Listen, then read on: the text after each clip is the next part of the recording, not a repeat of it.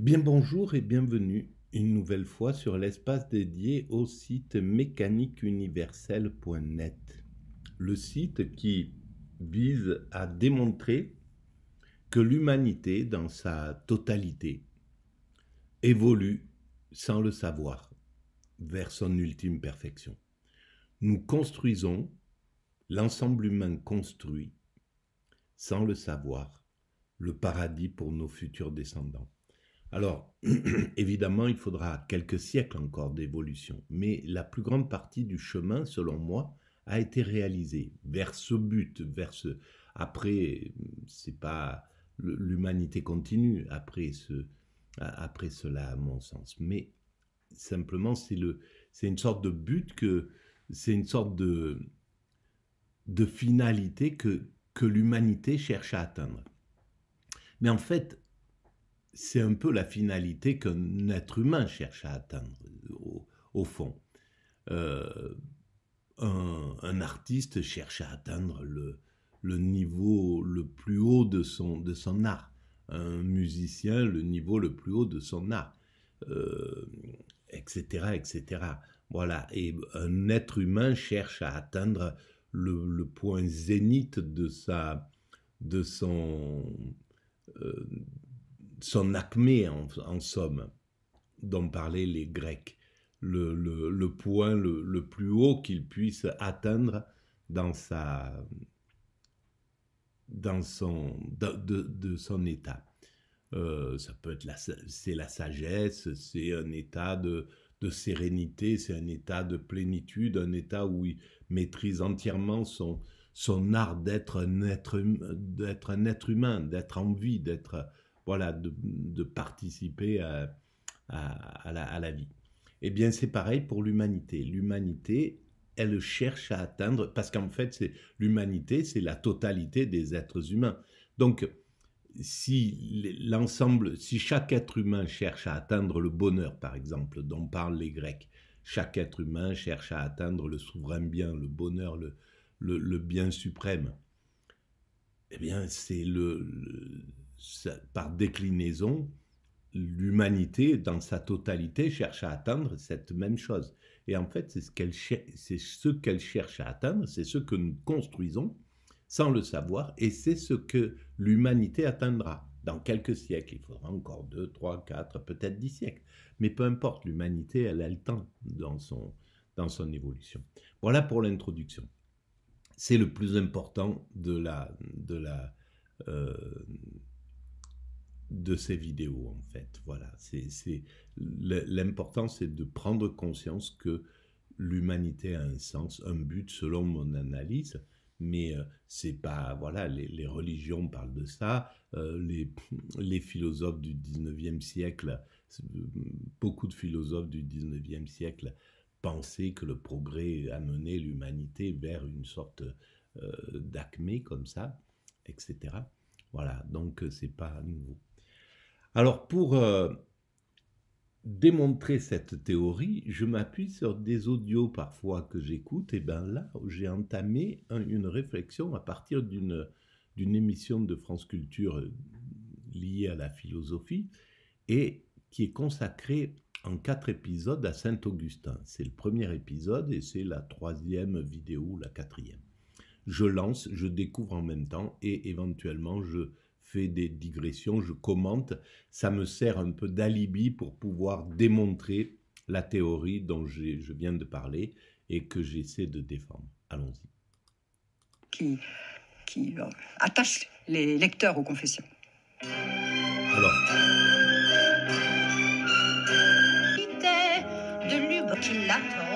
Pour raconter de soi ou parler contre soi, en compagnie d'Isabelle Baucher, chercheure au CNRS, à l'Institut d'études augustiniennes, membre du comité scientifique de la bibliothèque augustinienne et membre du comité éditorial de l'Augustinus Lexicon, auteur de Saint-Augustin et le désir de Dieu, auteur aussi de Augustin dans la pensée de Paul Ricoeur, dont on va parler tout à l'heure, et puis auteur du Firmament de l'écriture, l'herméneutique augustinienne, disponible à l'Institut d'études augustiniennes.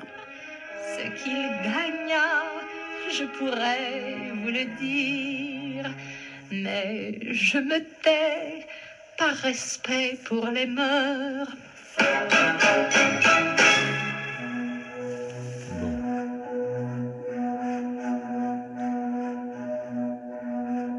Alors, Je vins à Carthage, et partout autour de moi bouillait à gros bouillon la chaudière des amours honteuses.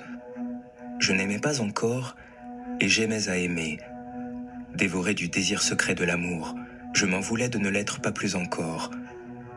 Comme j'aimais à aimer, alors le premier épisode est consacré sur les confessions de Saint Augustin, au premier livre de Saint Augustin, du livre 1 à 4, où il parle un petit peu, il confesse en fait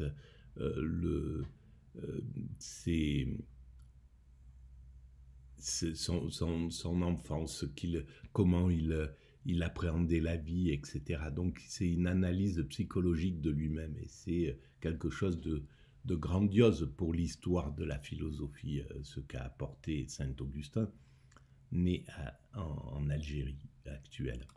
je cherchais un objet à mon amour. J'avais horreur de la paix d'une voix sans embûche. Mon âme avait faim, privée qu'elle était de la nourriture de l'âme, de vous-même, mon Dieu. Mais je ne sentais pas cette faim. J'étais sans appétit pour les aliments incorruptibles, non par satiété, mais plus j'en étais privé, et plus j'en avais le dégoût. Et c'est pourquoi mon âme était malade, et rongée d'ulcères, se jetait hors d'elle-même avec une misérable et ardente envie de se frotter aux créatures sensibles. Mais si ces créatures n'avaient pas une âme, à coup sûr, on ne les aimerait pas. Voilà, c'est ça qui est vraiment, vraiment très très intéressant, parce que il montre en fait que la logique de l'évolution de l'humanité, l'évolution d'un être humain, on arrive à la vie, voilà, on passe le stade de bébé, puis d'enfant, puis l'adolescent, et projeté dans pour devenir un adulte, il est soumis à ses pulsions, et ces pulsions, nos pulsions, toutes les pulsions qui sont importantes dans la création pour justement construire cette humanité.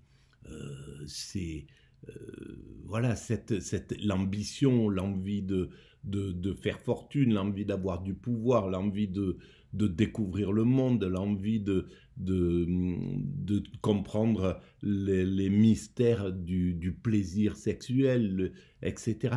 Tous ces désirs qui sont puissants en nous, eh ben, ils ont permis de construire l'humanité aussi, entre autres. Bien sûr qu'il y a aussi la sagesse qui construit d'une autre façon, etc., le monde. Mais ce sont des forces qui sont là et qui existent. On ne peut pas... alors, pour lui qui envoie après coup le côté vain, le côté... le manque, le déséquilibre que ça engendre, toutes ces quêtes mécaniques, matérielles, par rapport à la quête du divin, quand on a goûté au divin, quand on a goûté à l'extase, quand on a goûté à la sérénité que donne le contact avec le divin, bon, on arrive à comprendre ce qui est vain dans le reste, et ce qui engendre de la souffrance. Mais il n'empêche que c'est un moteur. Mais voilà, cette réflexion est Aimer et être aimé m'était bien plus doux quand je jouissais du corps de l'objet aimé. Je souillais donc la source de l'amitié des ordures de la concupiscence, j'en ternissais la pureté des vapeurs infernales de la débauche. Repoussant et infâme, je brûlais dans mon extrême vanité de faire l'élégant et le mondain. Je me ruais à l'amour où je souhaitais être pris. Mon Dieu qui m'avait fait miséricorde, de quel fiel dans votre bonté vous en avez arrosé pour moi la douceur. Je fus aimé, j'en vins secrètement au lien de la possession, et mon bonheur fut pris dans un réseau de tourments. Je fus battu par des verges brûlantes de la jalousie, des soupçons, des craintes, des colères et des querelles. Voilà, toutes les déclinaisons de ces états fusionnels, etc., inconscients, de ces états instinctifs où l'instinct dirige la conscience. C'est pratiquement un passage obligé de l'humanité, parce qu'en même temps, c'est comme ça que les générations se succèdent, qu'on crée des êtres humains, que l'humanité se réalise. Alors, très certainement que ces pulsions, cette façon qui induit tant en réalité, tout le côté délictueux, tout le côté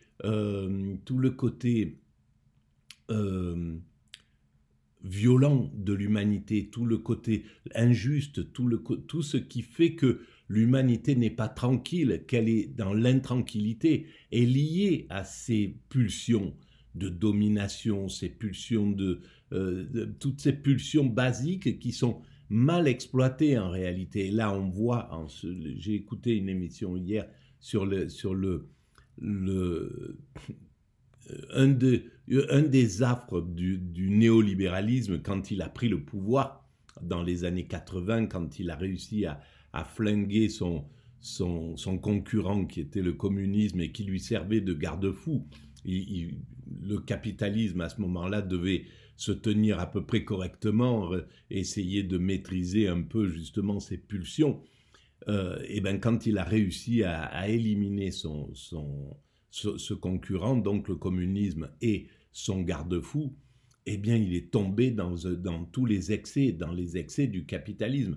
Et on le voit, là, l'émission c'était sur les problèmes qu'engendrait le porno dans les images porno violentes dans l'esprit de la jeunesse qui est confrontée à cette chose-là, parce que le capitalisme, il est sans foi ni loi, il veut installer des choses, il veut vendre, et il peut vendre n'importe quoi s'il n'est pas moralisé, s'il n'est pas contenu, s'il n'est pas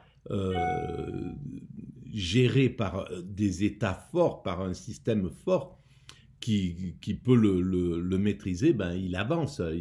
Il peut aller vendre du Coca-Cola dans les classes, il peut, il se gênerait pas si on lui met pas de barrière. Et en fait, sur ce plan-là, par exemple, eh ben voilà, il a engendré un problème dans la société, dans la jeunesse qui conduit à des actions qui sont pas maîtrisées correctement, parce que les images violentes sont trop nombreuses, trop fortes, à des moments où l'enfant ne peut pas les comprendre. Et la société est en train d'essayer de trouver des compensations, parce qu'on travaille après coup. Voilà. Mais ça, l'humanité dépassera ça, évidemment. Il lui faudra peut-être 3, 4, 5, 6 décennies pour arriver à dire, bon ben voilà, là il y a quelque chose qui ne va pas, on fait machine arrière. On l'a fait tout le temps comme ça, parce qu'on évolue sans plan et sans conscience. En fait, si on laisse et surtout avec le capitalisme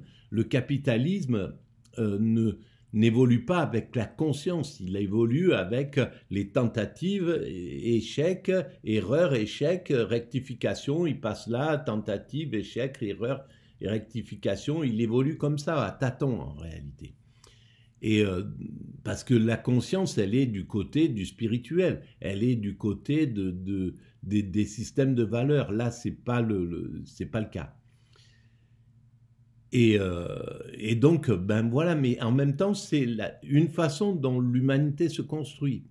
Elle doit passer des étapes, et l'étape de l'hypercapitalisme dans lequel nous sommes, du néolibéralisme, il avait ses raisons d'être. Il a permis en même temps de commencer à établir les ramifications de la mondialisation. Il l'a mal fait parce que c'est ces pulsions qui ont fait la chose, mais la mondialisation était nécessaire. On doit aller vers l'universel.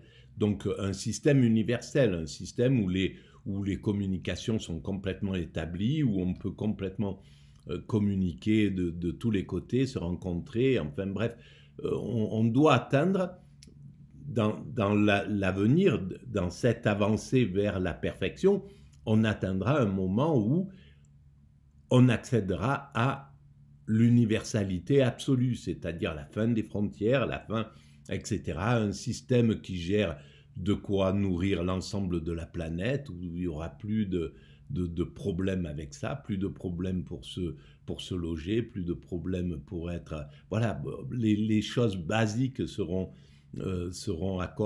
apportées à l'ensemble humain de partout sur cette planète.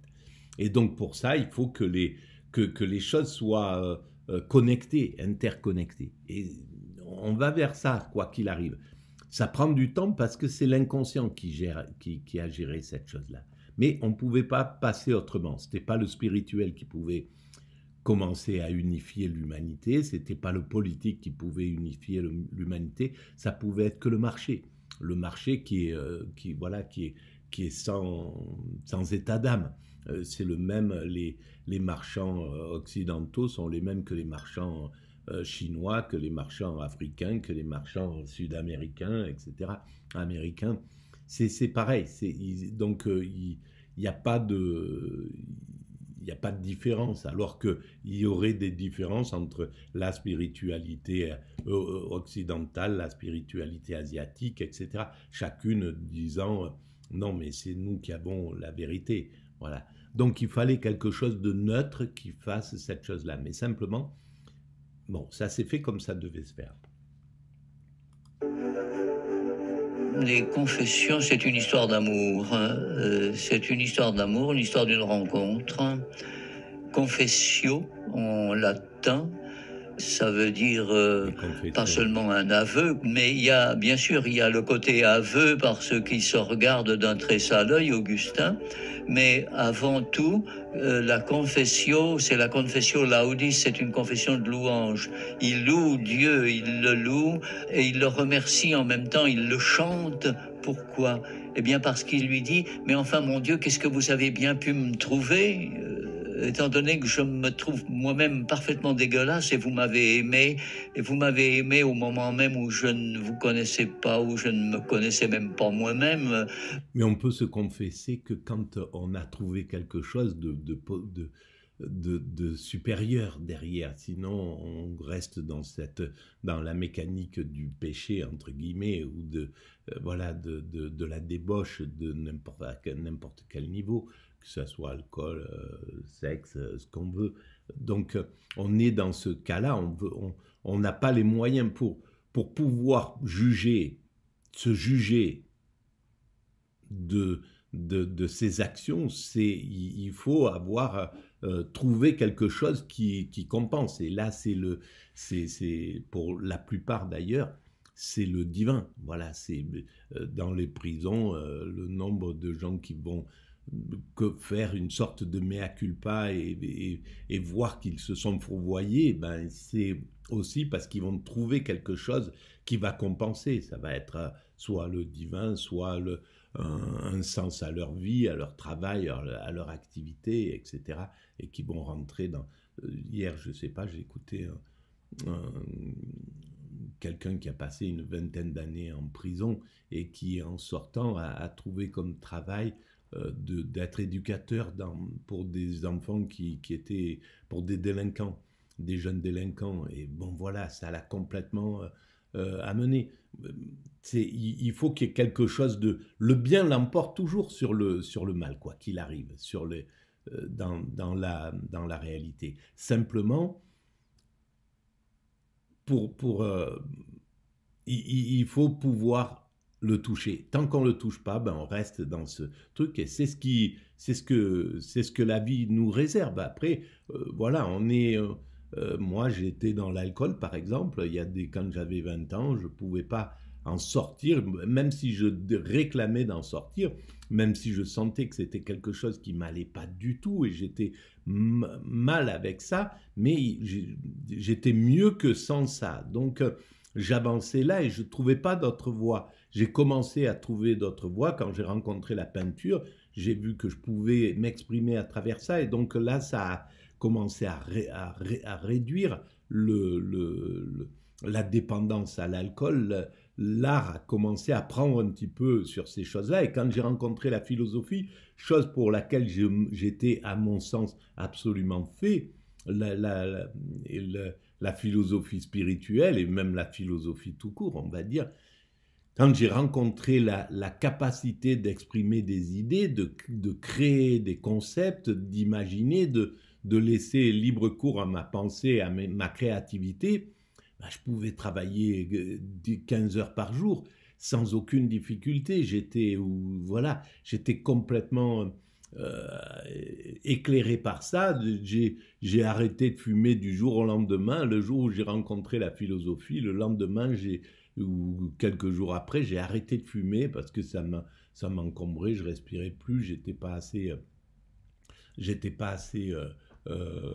mon cerveau ne travaillait pas correctement, donc je l'ai écarté, mais sans aucune difficulté, parce que le plaisir de la philosophie remplaçait tous les autres plaisirs.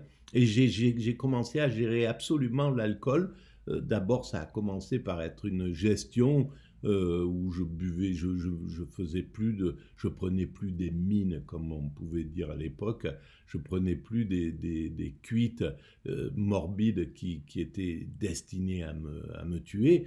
Mais donc je commençais à gérer pour pouvoir réduire progressivement et puis l'écarter définitivement. Ça a été, c'est le plus difficile, mais de l'écarter quasiment de mon existence. Voilà, et ça c'est parce que la passion de la philosophie, la passion de la mécanique universelle était plus forte que la passion d'essayer de trouver un équilibre avec ces produits, ces substances qui étaient complètement morbides. Donc voilà, là je fais un peu du Saint-Augustin en passant, mais voilà, ça servira de journal intime.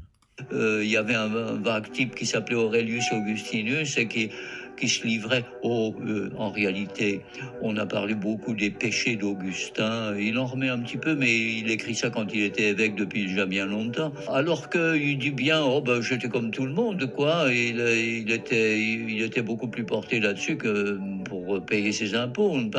Mais il dit même à un moment avoir une fois dragué dans une église, ce qui ne se fait pas, c'est pas convenable. Alors, il énumère ses péchés, les péchés de la chair. Mais le vrai péché d'Augustin, c'était pas côté chair, puisqu'il s'était même rangé très tôt. Il était déjà rangé à 18 ans, père d'un enfant, etc., avec une jeune femme qu'il aimait bien. Bon, son vrai péché, c'était pas ça. Son vrai péché, c'était l'arrivisme. C'était un arriviste. Il voulait arriver à quelque chose, devenir quelque chose. Donc, il y a eu une petite interruption. On continue notre réflexion.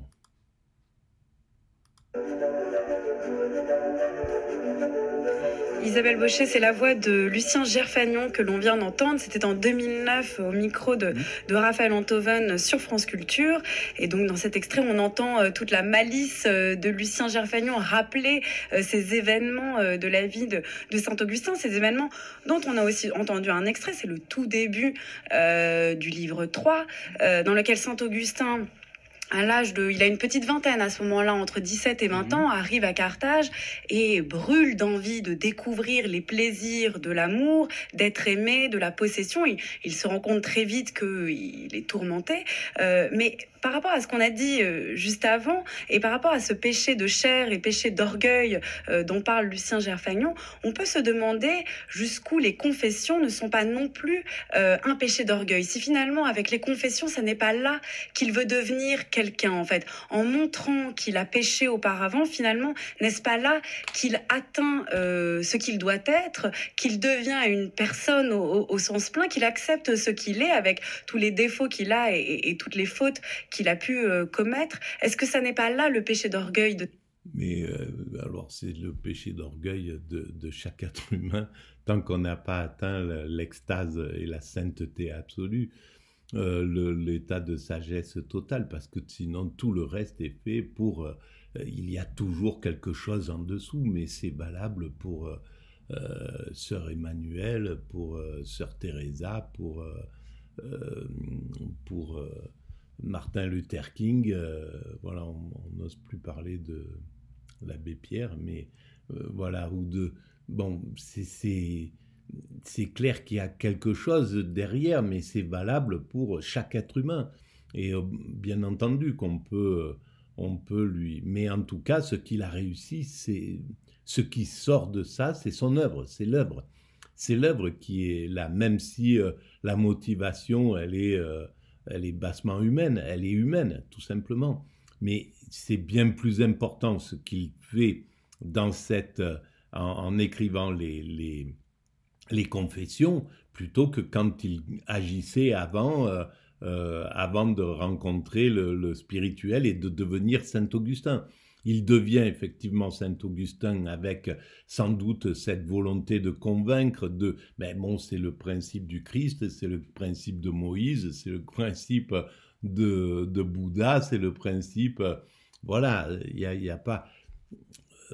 la sainteté, seule l'accession à l'extase totale, au summum, fait qu'on est autosuffisant, on n'a plus besoin de s'occuper d'autrui en réalité. Dans cet état-là, on a atteint l'état de sagesse absolue et donc on a compris la vanité même de s'intéresser à vouloir convaincre ou quoi que ce soit. De Saint-Augustin, d'écrire ses confessions et de ne parler que de lui-même en mal. Alors, je crois que j'aurais du mal à penser que les confessions sont un acte d'orgueil, parce que pour Augustin, c'est exactement l'inverse. J'espère. En fait, se confesser, c'est reconnaître qu'on doit tout à Dieu. Il y a quelque chose qui est... Mais on perçoit, c'est humain. Hein. C'est... bon, Saint-Augustin, il y a le christianisme, il y a toutes ces choses-là, il y a la religion, il y a l'idée de Dieu. Et tout ça, c'est très difficile pour quelqu'un qui s'intéresse à la philosophie, qui est dans la philosophie, mais pas du côté spirituel. Là, ça pose toujours un truc. Il y a toujours une sorte on va préférer un philosophe qui ne parle pas trop de ça, ou on va mettre de côté, quand on parle de Spinoza, on va mettre de côté le côté spirituel pour s'occuper pour dire en fait c'est presque de l'athéisme, il pense que Dieu est dans la nature, etc., etc. Donc ça arrange le moment actuel qui ne veut pas trop entendre parler de spirituel, bien que ça y est, on repart dans ce sens-là, mais on est resté pendant un bon siècle, même peut-être un peu davantage, comme le disait Nietzsche, du côté du nihilisme. Et donc, on est rentré là-dedans, et donc les profs de philo, ceux qui diffusent la philosophie avec beaucoup de qualité, parce que c'est génial, ces émissions, les émissions de France Culture, c'est quelque chose de vraiment incroyable. Mais on pourrait même d'ailleurs, parce qu'il y a eu plusieurs personnes qui ont pris en charge ces émissions. Il y a eu Adèle Van Dreit, il y a eu la personne qui parle là, puis maintenant c'est Géraldine Moulman. Et on pourrait voir justement la montée vers une vision plus ouverte du spirituel. Entre le matérialisme, avant c'était Raphaël Antoine au départ, et puis la montée progressive vers... Moi je le perçois comme ça, peut-être je me trompe, mais bon voilà. C'est une façon si on a péché, si on est sauvé du péché, c'est grâce à Dieu. Ce qu'on a fait de bien, c'est grâce à Dieu. Donc, pour lui, c'est fondamentalement... la confession, c'est en fait le résultat d'ailleurs de la lecture des Écritures. Les Écritures sont le seul livre qui peuvent produire cette attitude d'humilité qui fait qu'on reconnaît que...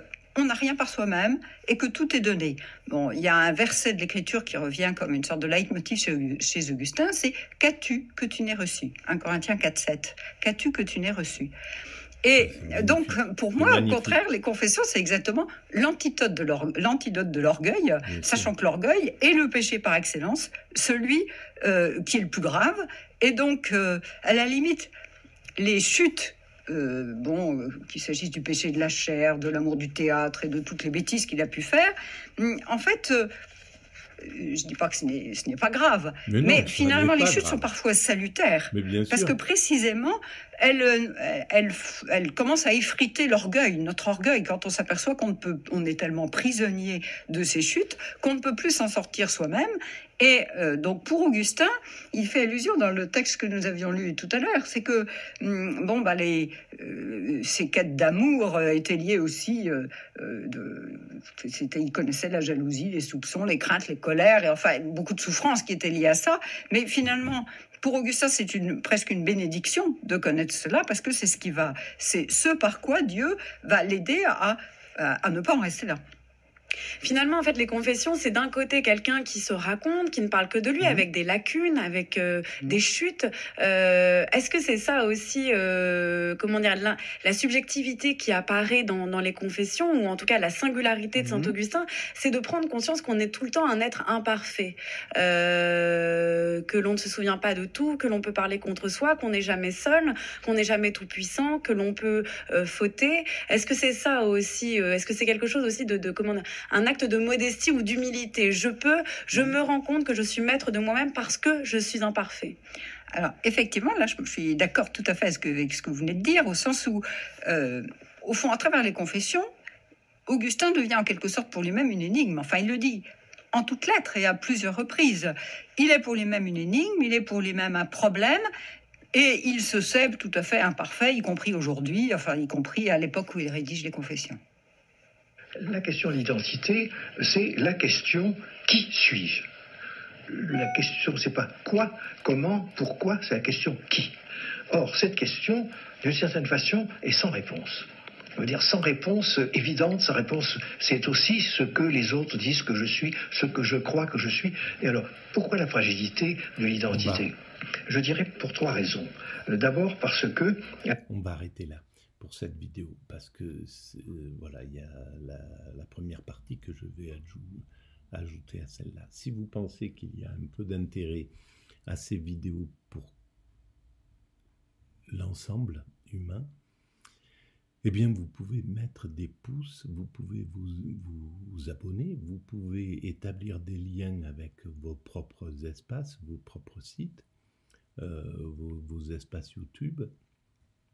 Vous pouvez donc mettre en lien la mécanique universelle. Vous pouvez aller visiter le site Mécanique universelle. Vous pouvez également laisser des commentaires. Tout ça augmente un peu la visibilité du site. Et puis, voilà, moi, je réponds généralement à tous les commentaires qui sont mis. Les critiques, etc. Tout ça, c'est très important pour faire évoluer les choses. Et puis, vous pouvez participer si ça vous intéresse, soit techniquement, si vous connaissez un petit peu les moyens de faire évoluer les sites, les espaces, la visibilité, ou philosophiquement, si vous avez des choses à dire, ou si vous voulez intervenir, ou si vous voulez faire des échanges, des sortes de conversations pour pouvoir faire évoluer la pensée. Voilà. En tout cas, je vous remercie et je vous dis à très bientôt.